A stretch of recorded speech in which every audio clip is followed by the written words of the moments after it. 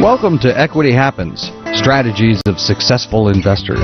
This unique program features excerpts from a day-long workshop and will cover many of the important concepts and mindsets successful investors are using to profitably invest in real estate. Whether you're a seasoned investor or just getting started, you'll discover key distinctions that can position you for success. Your host for the program is professional investor and talk show host Robert Helms.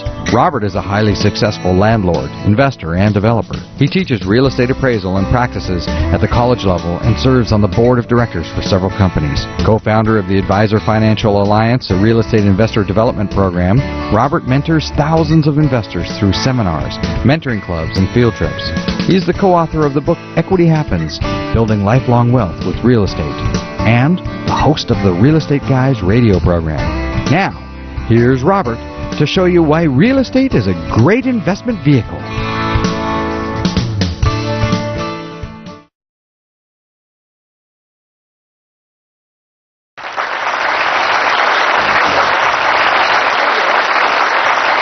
Lots of people say they want to own more real estate, and you know what they're doing this morning? They're still sleeping. You guys got up early, you got here, you made it on time because we're videoing today, and that already says a bunch about you. Guess what happens when we do a free seminar, and there are a couple things we do a year that are free. We get a whole bunch of people that sign up and they say, I'm going to be there, you bet, I'll see you there, I'll be at the seminar, and then the seminar comes and goes and they weren't there. As Mr. Rohn says, Jim Rohn says, well, the birds got them. Right? We don't know why that is. As soon as we put a price tag on the seminar and you had to write a check or use your credit card, you become a lot more likely to be here. And guess what? Today, almost everybody's shown up. Now, are a few people going to be late? Well, yeah, that always happens. A few people are going to be late because life happens, but a lot of stuff happens as you learn today. But I'd like to congratulate you for being here, and I have a question for you. Here's the question. How many of you came today because you want to learn more about real estate? Oh, look at all the hands. That is awesome. Now, here's a better question. How many of you came today because you want to own more real estate? Do you see the difference there? A lot of people want to learn about real estate, but guess what? Education is not enough. It's not enough, as I talked about earlier, just to learn. Education's important, right? You got to learn. You got to know something about it. My friend Todd Barnhart wrote a book called The 5 Rituals of Wealth. And in that book, Todd says there are no successful financial illiterates. Meaning that people get good in the money game, understand the game they're in. They understand finance. If you're going to get good at the real estate investment game or the real estate investment business, you need to have an understanding about it. So education is truly important, but education is not enough. We have this syndrome called paralysis of analysis, right? We get these people that come to our seminars, and we love these people. We call them groupies. And what they do is they show up to everything. They show up to our classes at the college. They show up to our seminars. They listen to our radio show every week. They know the formulas. They have calculators. They've learned. They've studied. What aren't they doing? Buying anything. And if you don't ever buy anything, how much are you going to profit from real estate? None. And you know what I love? I love all these no money down guys, right? No money down. There's no money down. First of all, can you buy real estate no money down? No. No, you can't. You can't buy real estate no money down. Well, okay, there are some instances where you can get 100% financing. You still have closing costs and all those kind of things, but it's very rare, and the competition for those deals is very high. So it's hard to get a really good no-money-down deal. Plus, because you aren't putting any money into the deal, the cash flow isn't very good, and many times those are the properties that end up what we call upside down, where there's more payment going out than coming in, boo hiss, and because of that situation, what happens is people lose the properties. Is that what you want to do, lose a property? No. So why is it that all these late-night TV gurus will speak to no money down? Because guess what a lot of people have? No money down. But they got $2.99 on their credit card, don't they? So I'm not trying to dissuade you, but if you have absolutely no money, no job, no credit, guess what you have also? No future, right? So it does take something. Now, it's possible to get started with just a little money and the desire. And you know what? Which is more important? Desire and attitude are everything. Absolutely. We have a saying at the Advisor Financial Alliance, which is our group of companies that help people create wealth through real estate, and that is education for effective action. Education is important, but what's more important? Action. And not just any action, not random action, but effective action. It's important that you learn what you need to learn so you can take the right steps. But the problem is people want to wait until they know enough before they do anything. Now, I don't want you to just take action right away like crazy. We had someone come in our office in one of our consultations. This is great. We do these consultations with people, and most of what we do, of course, we teach in groups. But at some point, we need to sit down with you and decide where it is that you're going. And we sat down with this couple, and they said, well, we're ready to go. In fact, we want a good deal, and we'll get one. If you can get us a good deal today, I will write a check. Who's looking for a good deal? Who's looking for a good deal? You guys all want good deals, right? That kind of goes without saying. Well, we had to kind of slow them down a little bit, say, whoa, back the horse up. Listen, you can't just write a check until you understand what real estate's trying to do for you, and that's a pretty important concept. All right, here's another question for you. Are you a consumer or are you an investor? And do you know the difference? See, most people that I see start in real estate investing are consumers who are suffering from an investorial seizure. They think they're investors, but the problem is they act like consumers. So what's the difference between a consumer and an investor? Well, here's one of the basic things. First of all, a consumer saves their money. They save, they hold on to what they have, and they don't want to let go of it. My hard-earned money. They put it in the mattress, they put it in the piggy bank, they save it, and they're very concerned about losing their money. An investor, on the other hand, invests their money. They don't save it and hoard it. They put it out there into the world so it can do some work. And if you put it out there in the world so it can do some work, it will come back, hopefully with friends. And then it's a bigger pile of money, right? Now, when people come through our consultation, they have different goals and different ideas and so forth. But everybody has a different perspective. Later on this afternoon, I'm going to talk about your personal investment philosophy. And what you want real estate to accomplish for you is probably very different from what the person next to you wants, even if that person is married to you or related to you, right? Sometimes we have to talk about those things. It's amazing how many husbands and wives come to the consultation process and they think they're on the same page, and so we start asking some of these questions. And we find out that they're not really on the same page, that it takes a little talking through to get that, right? And I've got the, and I'm not married, but just a little word of advice from watching a lot of couples come through consultation. Life is short, do it her way. All right, so consumers think everything costs too much money. Do you know how much it costs to park at the airport? It's amazing how much they can charge for food and soft drinks. And here's my favorite, bottled water at the airport. Bottles of water at the airport are like $3.50, right? That's a lot of money for water. But when someone says something's expensive, that's expensive, here's what I want you to always say, either in your mind or out loud, either depending on the situation. When someone says that's expensive, or you find yourself saying, that's expensive, I want you to say this. Compared to what? Bottled water at $3.50 is expensive compared to dying of thirst, right? So I'm staying at a hotel in New York City and I want to get my suit pressed, and I go downstairs to talk to the concierge about getting my suit pressed. They say, Mr. Helms would be happy to handle that for you. It'll be $22.50. And I went, $22.50? I don't want to buy another suit. I just want to have this one clean. I go, do you know that my dry cleaner charges $7? And they said, yes, Mr. Helms. And how much would it cost for you to get there?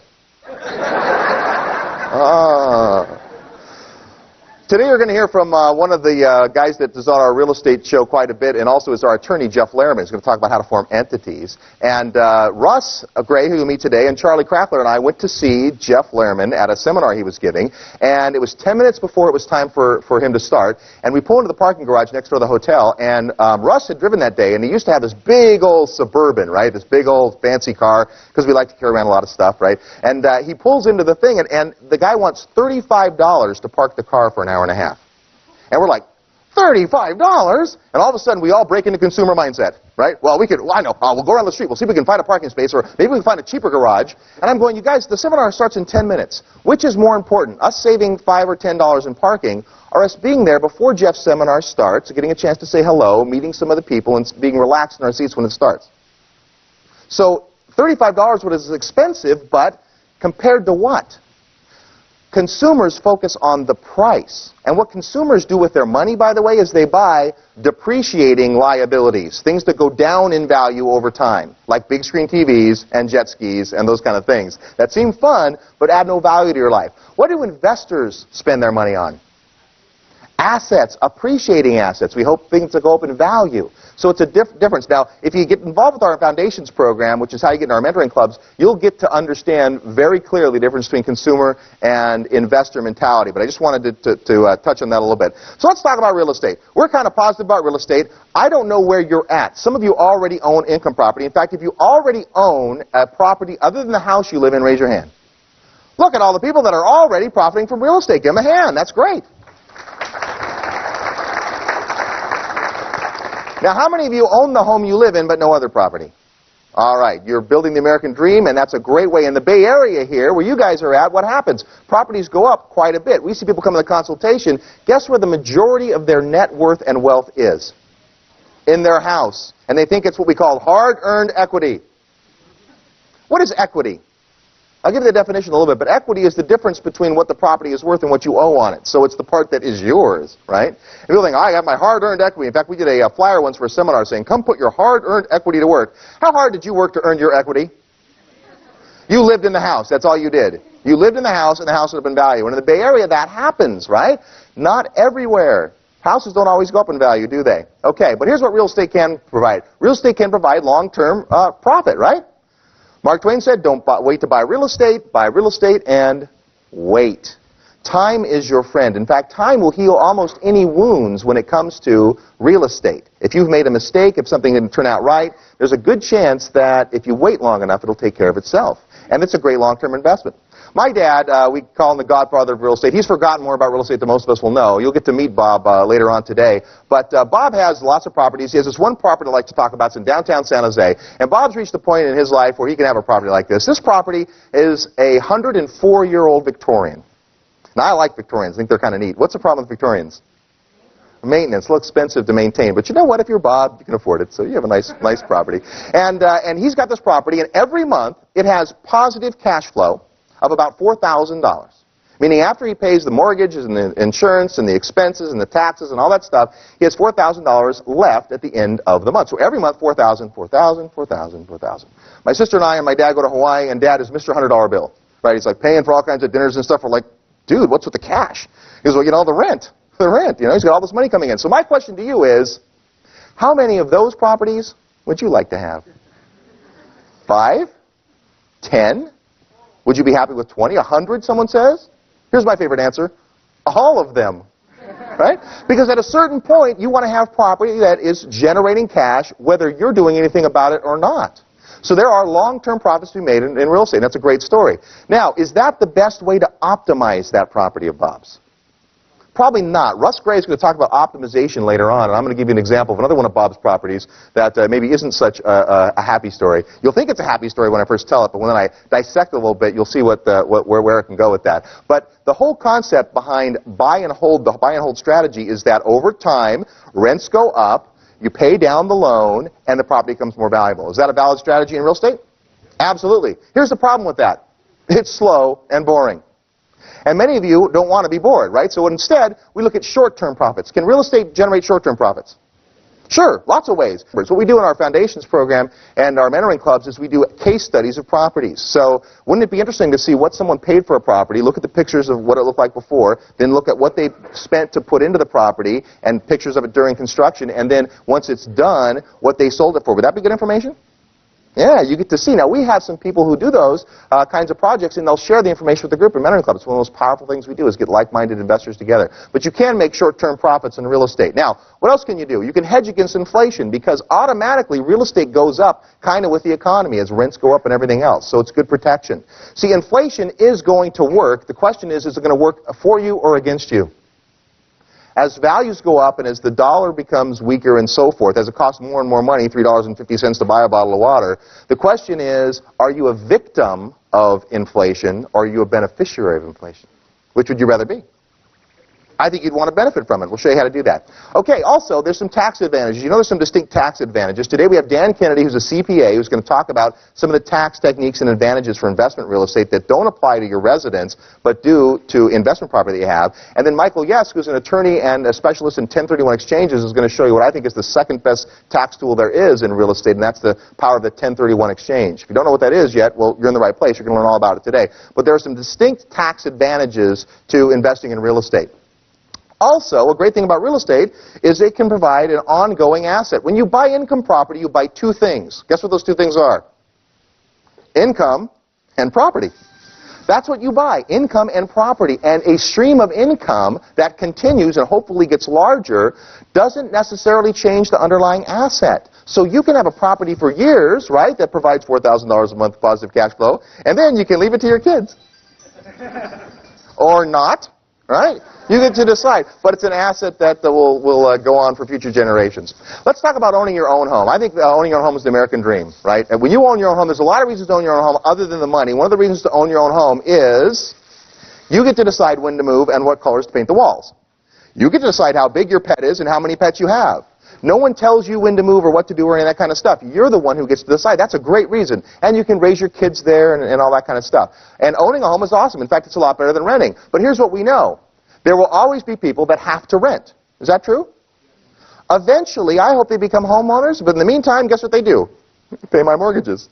I got over 200 of them. And every night they go to bed in one of my units, and they wake up in the morning, and they go to work, and they earn a paycheck, and they come back, and they pay some of it to me, and I don't have to manage them or supervise them or watch what they do or anything. It's really a cool deal. Now, Brian Tracy says most of life's problems do come with hair on top. So you've got to think about the whole aspect of landlording. And we have a whole seminar called Landlord Boot Camp, which is designed to show you the ins and outs of what it takes to be a landlord. Because if you're going to own income properties, you need to understand rental law. Oh, yes, especially those of you in California. Because California is a very tenant-friendly state. Some of the other states we're in are very landlord-friendly states. Now, that's interesting, too. How many of you right now would not consider an investment outside of the state of California? There's a few hands, right? And that's a cover. It's okay. It's perfectly okay. Charlie Crackler, who you met earlier, Charlie's dad has a 20-minute rule in his personal investment philosophy. Charlie's dad, Joe, is a very successful investor, and he won't invest in property more than 20 minutes from his house. Well, guess what? Because he lives in Los Altos Hills, there's a lot of nice property 20 minutes from his house. But what's the problem for most of us trying to buy property 20 minutes from Charlie's dad's house? It's expensive, right? So you may want to look a little further than that. Some of the examples we use, for instance, we'll say a $200,000 property. And instantly, you people in the Bay Area go, well, where can you buy for $200,000? What is that, a mobile home? Right? But in some areas of the country, that's like a really, really nice house. We're going to show you some case studies today from some other areas. And you'll get to see. But if you're not comfortable going to another area, then don't. 2 years ago, I did not personally own a single property outside of the state of California.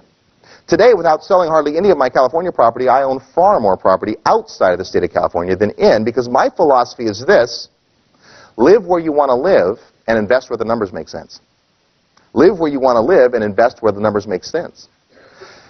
Is owning better than renting? I think owning is always better than renting, and so we want to encourage people in home ownership. Most of the wealth in America is either made or held in real estate. If you went out tomorrow and you made a killing in the stock market overnight, how many of you would invest some of that money at least in investment real estate? A lot of hands. Now, if tomorrow you went out and via investment real estate you made a big chunk of money, how many of you would go out and buy stocks? Not a lot of hands, but the stock market's coming back, isn't it? We'll talk about that in a minute. All right. So the question that we get a lot of times at the seminars is, well, I don't own a house yet. Let's see the people in the room, we haven't done this one yet, who don't own any real estate. You don't own any real estate. Go ahead, raise your hands, be okay. Now, you people have the advantage. You have the biggest advantage because you don't have any bad habits yet. Seriously, people that, we get people that are, I've owned property for 20 years, and they think that they know it all because of that. Let me talk about your mind for a moment. Your mind can only be in one of two states. Number one, your mind can be in judgment. Yeah, what is all this stuff? What are these fancy, fast-talking guys trying to tell me? Right? That's judgment. Or your mind can be in curiosity. It can be open. And the mind is like a parachute. It only works well when it's open. So if you're curious, well, I wonder if I could make that work. We've seen successful investors who have done very well in the past do extremely well in the future by changing their thinking a little bit. Right? Albert Einstein said that a problem cannot be solved at the same level of thinking that created it. And so the way that we get to the next step or the next level in any area of business or investment is to think a little bit differently. One of the best ways to think differently is to get around people who think differently. And then finally, tenants are our clients who want to remember that all the time. In Landlord Boot Camp, we talk about treating clients well because they are clients. They aren't your pains. They're your gains, right? Tenants are the people that make money for you because they're paying your mortgages, and we like that. All right, so let's take a look at what's in the news. I always like to see what's going on and in the economy, and it's always fun to see that. So let's take a look for a minute at what's going on in the news. I kind of prepared some of the articles that I've been reading lately, and I got to tell you, a lot of people in the office have put some of these things on my desk because they know I like to do this. Here's one that came out a little while ago, and this is a big article in the paper. Many of you saw it. It says that most young Americans are not putting away enough for college, right? They aren't able to put away enough money for college or to be able to buy a house. Anybody relate to that?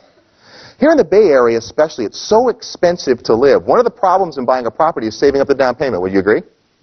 Right? You buy a $500,000 house, which here where you guys live is 3 bedrooms, 2 bathrooms, 1,400 square feet, run down, 35 years old on 5,500 square feet. That's $500,000. Do you realize how crazy that is?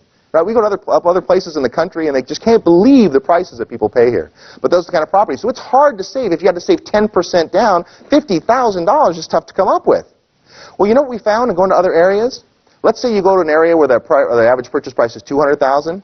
It is just as hard for those people to save $20,000 as it is for you to save $50,000. It really is. People tend to think that in their area everything's different, but it's not true. It's just all relative. So there's an interesting article. Here's one that came out, and this is, let's see, when is this? This is, today's paper. Couldn't find anything more current, sorry.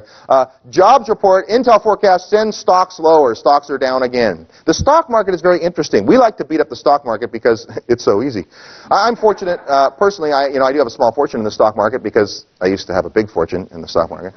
But we're in the walking wounded here in Silicon Valley, right? But interesting, this is an article that came out about a month and a half ago. Check this out. Insider selling of stocks rings warning bells. By one measure, Silicon Valley insiders, those are the executives and directors who run local companies, sold $170 worth of their company's stock for every dollar that they bought between June 1st and September 30th this year. So between June 1st and September 30th, the people that run the Bay Area companies, and should they have a little idea and insight into where it's headed? They sold $170 of their stock for every dollar they bought. Does that scare anybody? It's like, come on, you guys, the market's going up. Yeah, it's going up. Yeah, it's going up. Quick, sell, sell, sell. Right? And who gets stuck? We all get stuck. And here's the scary part. It's happened over and over and over again. And we still like little sheep to be slaughtered. Walk up and invest, right? I mean, I bought Cisco when it was 65, and it'll come back in 300 years, right? So people that, I love this one. I'm waiting for my stock to come back up. That's a good one, right? I mean, maybe some stocks are coming back up, but there's a lot in the news about that. I mean, this is another one. This was in the paper last week, and it said that the 2 top executives at a company, one of them sold stock worth $2.57 million, and another one sold stock worth $1 million. This guy took stock options, bought almost 200,000 shares of his company's stock, and sold it instantly. Guess how much he still owns of his own company stock? 1,000 shares. He kept 1,000 shares. He just sold 200,000. What does that tell you about what these people think? Here's a great one, Smart Money Magazine, if you saw this article. There's Warren Buffett. What's Warren Buffett doing? Nothing. Putting his money in cash. Right? Warren Buffett, best investor there's ever been, right? Well, the article in here talks about home prices. What's next for home prices? The dreading housing bubble hasn't burst. Not yet, anyway. The housing bubble's on the way, isn't it? Who's scared of the bubble? I got a clue for you. There is no bubble. There is no bubble. I'm going to prove that in just a minute. Anyway, what this finally says in this article is, relax, though, because all of the indicators, you can exhale, I can't, but it says you can exhale now. While home prices are no longer headed towards the stratosphere, they're not likely to come crashing down anytime soon. Interest rates are still low, economy is still showing signs of life, and tight housing inventories are still the rule in most marketplaces. Right here in your marketplace, what's housing like? What's the housing market like right now? It's going up, right? It's going up. Houses are selling. We've seen multiple offers again.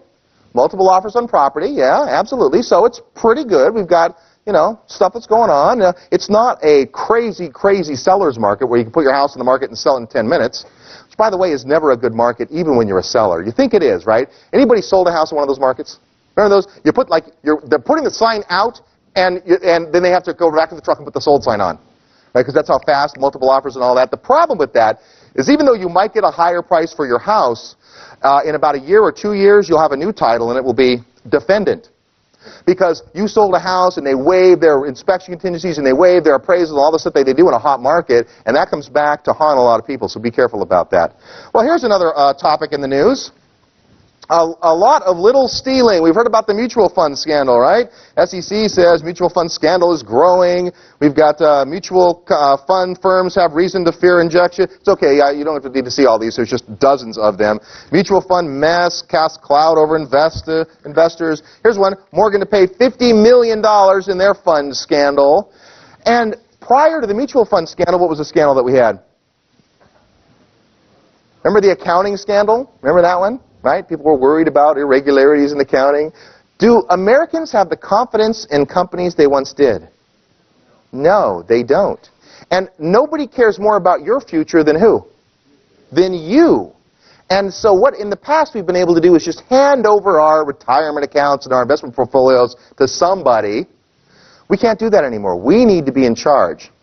What else is going on? Well, let's talk about real estate. I always like to talk about that. The Bay Area office market is suffering. It's Santa Clara County, likely the worst in the nation. Here's that's office space, right? You know, you see a lot of these see-through buildings and stuff, right? You're driving down 101 and there's that Excited Home building. What a great building that is, right? It just happens to be empty. I'm thinking, that could be a really nice building. It's beautiful. There's lots of square footage in it, right? I'd like to buy that building, as long as I had a tenant for it. Bay Area apartment rents flat in third quarter. How many of you own rental property right here in the Bay Area? How are your rents? Sorry to bring it up. We've had to lower our rents a little bit. We've had to make some rent concessions a little bit. We have a little more vacancy than we used to. But guess what? Time heals all wounds. Is it always going to be like that? No. It's going to get better. You watch. I promise. But can you wait is the question. Here's another one about real estate. I love this one. Foreclosure activity rises in the valley. Foreclosure activity. This is so newspapery. Remember, there was an article here in the Bay Area about a year ago, and it said that foreclosures soar 121%. And people were like, wow, that must mean every single house is being foreclosed upon. Then you read down all the way through the article, and it said that from one quarter to the next, there were 8 more foreclosures in the whole county. So the media blows everything out of proportion. In fact, the media is always reporting the negative side. Most newspapers run 6 negative stories about real estate for every 1 positive story, even in great markets. But you know, you have to be careful what's in the paper. This is an article I know is important because it came out 3 days ago, and everybody in my office put it on my desk. I got 3 copies of these. Santa Clara County poised for multi-housing family home boom. So there's the one positive, right? All these negative articles. Finally, one comes out that's positive, and it says, yes, we're going to have room for multifamily housing, which could be good, right? And maybe not. But generally what they're talking about there, when they talk about multifamily housing, are those big apartment complexes that you see going in. Can you and I own those big apartment complexes? Not really. I mean, I haven't checked your financial statement on the way in, but personally, I have a little trouble with 1,000 units at once, right? It's one of my goals. I want to have 1,000 units in my personal repertoire, but I'm a ways away. Got a lot of goals. Got a lot of funny goals. Here's one of my goals. Ron and I have a goal to personally be in debt $100 million by the end of next year. Who thinks we're out of our mind? Well, you haven't learned enough yet if you think so, because debt is what controls real estate. The more real estate you control, when it goes up in value, the more money you make. And you're going to be convinced of that by the time we're done today. And then finally, I'll end with this one, just as a little, an article for you landlords. $6 million awarded against a landlord because a 9-year-old boy was badly burned when he was trying to warm his hands over the stove because the heater didn't work. Should the landlord have some responsibility in that case? Yeah, probably so. Should the landlord have $6 million worth of responsibility in that case? I don't know. Folks, it's tough to be a landlord. It is. It's hard today, and it's getting harder. I'm not trying to discourage you from it. In fact, quite the opposite. I just think that if you're going to be a landlord, what you want to be is an educated landlord, and you want to understand the game you're in and play by the rules.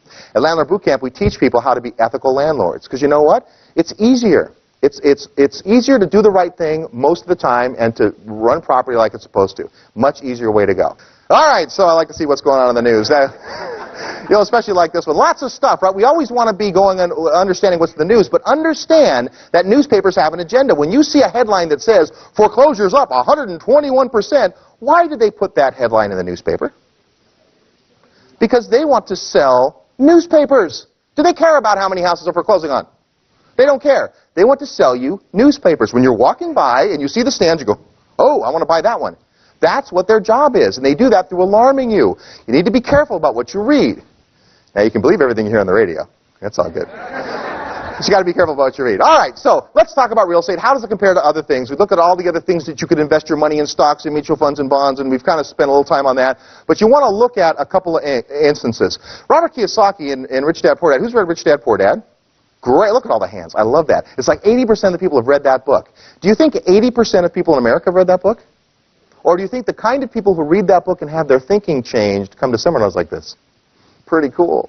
So in that book, he says that you should invest, maybe it's not in that book, but Robert Kiyosaki does say that you should invest in things that, number one, banks will give you the money to buy, and number two, you can get insurance on. If a bank will give you the majority of the money, 80% of the money, to buy the asset, and you can get insurance on it, then it makes good investment. So ask yourself, how many of these things will the bank give you money to invest, the lion's share of the money, in fact, and let you have insurance on? Unless it's already insurance. So why is real estate best? Let's talk about the reasons I think real estate is best. There's a whole bunch of them. Today you'll learn about the 4 ways that we make money in residential income property. But the first one, and the big one, is appreciation. Here's what happens to real estate. Properties go up over time. They become more and more and more and more valuable. And we've seen this happen. Now, how much do you think, on average, in the United States, how much do properties increase in value every year? 6%? 5%? 5 here? For years, I've been saying, 5 or 6%. Well, that was good enough for me, but it wasn't good enough for Russell's spreadsheet Gray. So Russ went back and researched this and figured out that from 1968 to 2000, the average increase in value was 6.19%. So 6.19% is the average. Well, that seems about right. But wait a minute. What does the stock market increase on average? Don't count the last couple of years, but on average, what does it go up? 11 to 12 to 15%. It goes up more. Well, Dolph DeRoos in his book Real Estate Riches said you can't really compare, because when we're talking about the stock market's performance in the last 60 years or whatever, they talk about like the S&P 500, which are the top 500 stocks.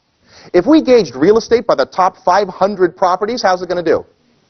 Much better than the stock market, but we don't get to do that. We get to do it as a whole. And as a whole, real estate goes up 6%. So isn't stocks a better investment? Well, no, because we got a lot of cool stuff that goes on. In fact, one of the great things about appreciation is that as time goes on, you have more and more and more of the property that belongs to you. That's what we call equity. And the truth, and one of the great truths in America, one of the best things you're going to hear today is that equity happens. Equity happens. As time goes on, that is what happens. You get more and more equity in your property. The only question is, will it happen to you? If you don't have any property, it won't. What is equity? Equity is the difference between the market value of a property and the loans against it. So I bought the property for $250,000. I put down $50,000, and I get a loan for $200,000. If the property goes up to $300,000, I have another $50,000 in equity. If it goes up to $350,000, now I have $100,000 in equity. $100,000 in equity. Now, your initial equity deposit or down payment, that counts as equity too, but you've already put that money in. But that's what equity is, and so equity will continue to happen, and I think you'll be convinced of that after today. So appreciation is one of the great things about real estate. It goes up. Does all houses appreciate? No! I was driving through Topeka, Kansas one night, and there's a billboard on the side of the road that says, "Are you tired of looking at 3-bedroom homes in the 50s? And I thought, yeah, exhausted of that. And they had as a new housing development, and they started at like $47,900 was their starting price. And I actually went to, not this development, but another development where the house is real nice in Topeka, and it was in the April, May kind of time frame. A little hot, but it was nice, Anyone from Topeka? I beat up Topeka a lot, only because it's fun too, and it's not the end of the world, but you can see it from there. And I go to this housing development. It's a nice house. It's like 2,500 square feet, and it's $117,000 or something. I mean, I'm just going, wow, it's a beautiful, full basement. And then the guy starts talking about how the homeowners association's dues include snow removal. And I'm thinking, oh, yeah, like snow removal. One other time I was back there in the Midwest, I had pulled over to the side of the side of the road and got a soda with ice in it, left it in my car overnight, came back, and there was still ice in the soda. It never got above freezing. This is why I don't live there. The problem with owning a house in Topeka is you have to go there, and who wants to? But in Topeka, if I would have bought that house for $47,900, today it's probably worth $51,200. 10 years later. So it doesn't go up in value. See, remember we talked about average? The average is 6%. About 2 years ago, we started investing in a marketplace here in California called Sacramento. We put ourselves in first and a few key clients. Ron and I went in. Paul, who started today, our sound guy, and he bought some property there. How about a hand for the sound crew and the video crew today?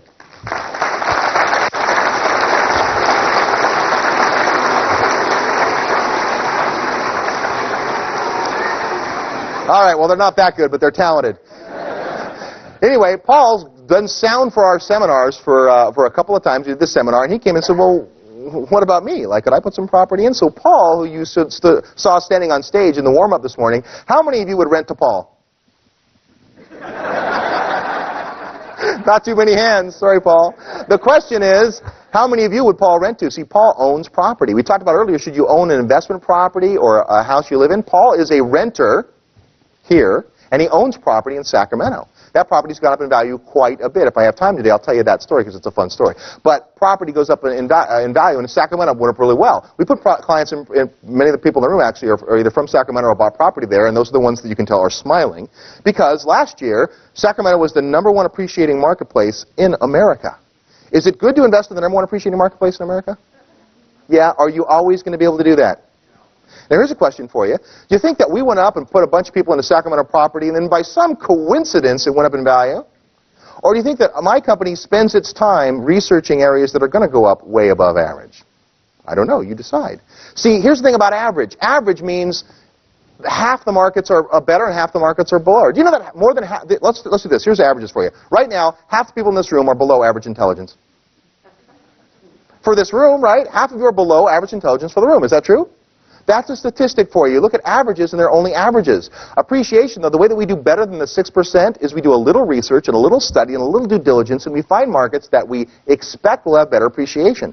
Not necessarily the best in the nation, but pretty well. All right, what else? Leverage. This is a great positive benefit about real estate. In real estate, you don't have to have 100% of the money to get the asset. You control the asset for a portion of the value. So rather than have to have all of the money to buy a property, I can have just a part, a down payment, say 20%. What if I put 20% down on a $250,000 property? $50,000 controls the asset. Now, if the $250,000 property goes up to $300,000, how much of the $50,000 in gain does the bank get?